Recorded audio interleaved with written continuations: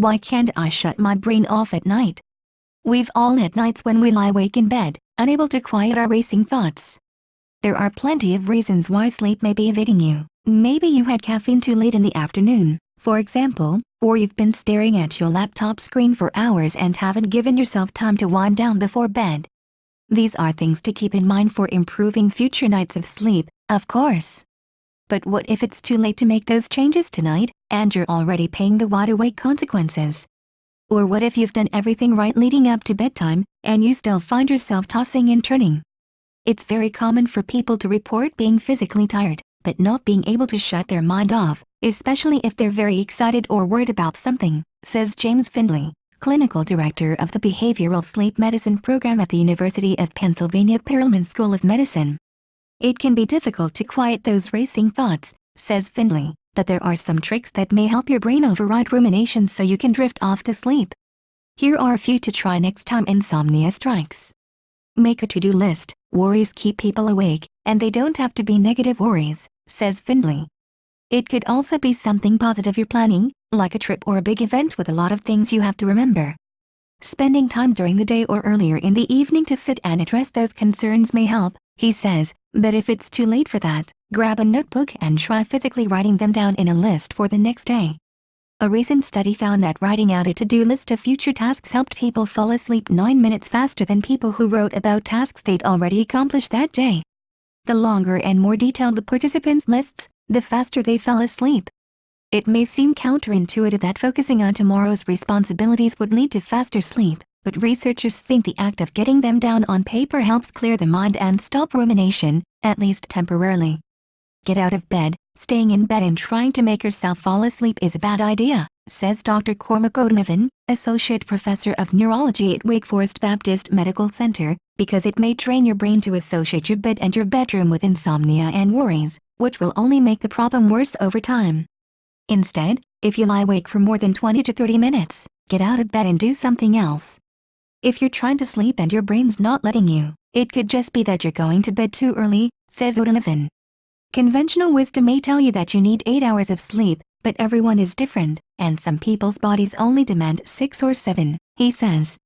Staying up until you're truly tired can help you find a sleep pattern that works best for you, as long as you can still wake up in the morning without a problem. Read a book, but nothing too exciting. You can't stop your brain from thinking, but you can distract it by focusing on something neutral, says Findlay.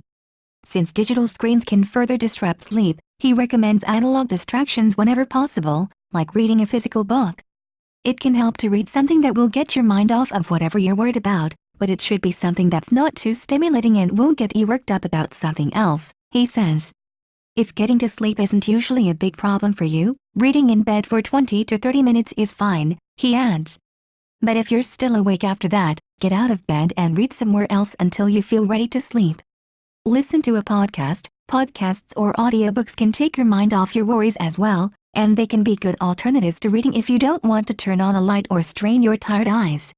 You can use headphones to listen without disturbing your bed partner too. The rules for podcasts and audiobooks remain the same as for books though. Find a topic that's not too exciting or upsetting, lay off the heated political debates and murder mysteries, for example, and get out of bed and listen elsewhere, on a living room couch, for example, if you don't drift off in bed right away. Or try soothing sounds. There's not a lot of good research on sound therapy, but it may be worth a try for some people, says O'Donovan. I've had some patients tell me they used to live on the beach, and now that they live in the big city they miss the sound of the ocean putting them to sleep. Download an app or consider buying a white noise machine to make those sounds you miss or love, he says. They might help create an environment that's more conducive to sleep. They may even trigger memories of more relaxing times, and help take your mind off of whatever's worrying you in the moment. Focus on your breathing. Another way to quiet your thoughts can be through simple breathing exercises. Your mind is surely going to wander back to other things, but the important thing is to keep bringing it back to your breathing, in and out, says O'Donovan. Deep, slow breathing can also slow your heart rate, which can be helpful if you're anxious or worked up about something specific. You can do diaphragmatic breathing while lying in bed, without turning on a light or disturbing your partner. Try this technique from sleep specialist Michael Breas. Place one hand on your chest and the other on your belly. Inhale through your nose for about 2 seconds, feeling your belly expand, then push gently on your belly as you slowly exhale. Repeat. Try guided meditation. Meditation and guided imagery can also help some people fall asleep. The idea again is to focus your thoughts on something other than the things you're worried about, says Findlay. You might zero in on your breathing, for example, or imagine yourself walking on the beach or floating on a cloud. The more you practice meditation and guided imagery, the more effective it will become, says Findlay. You can use apps or YouTube videos to get started, but I would suggest first practicing them during the day, he says. If it becomes something you only do when you can sleep, it can be counterproductive. Eat a light carbohydrate snack. Having a large meal or a heavy snack before bed can slow down digestion and mess with your sleep, and having too much refined sugar too close to bedtime can definitely keep you awake. But getting up and having a light carbohydrate snack when you can sleep, a small serving of popcorn or whole grain crackers, for example, may be helpful. Carbohydrates can promote the production of serotonin, which the brain needs to regulate sleep, says Findlay. If it's been hours since you ate dinner, having a small snack may also keep your mind off of your empty stomach. Download a science-based smartphone app. Turning to your smartphone may not be a sleep doctor's first recommendation for dozing off faster, especially because the blue light the screen emits can make sleep problems even worse. But smartphones can offer useful tools for people who can't quiet their racing thoughts on their own, including a slew of apps designed to play soothing sounds, guided meditations, or calming bedtime stories for that very purpose. Most smartphone apps haven't been vetted with scientific research. The My Sleep Button app, available with a free trial on the App Store and Google Play, is one exception. It uses cognitive science to shuffle users' thoughts by suggesting random and unrelated words and images, so they fall asleep easier. When to talk to your doctor about racing thoughts. Everyone has a sleepless night once in a while, but if you find that your thoughts are keeping you up on a regular basis, it's time to talk to your doctor. A medical professional can help you evaluate whether any current medications or lifestyle habits are contributing to your insomnia and can also offer some solutions.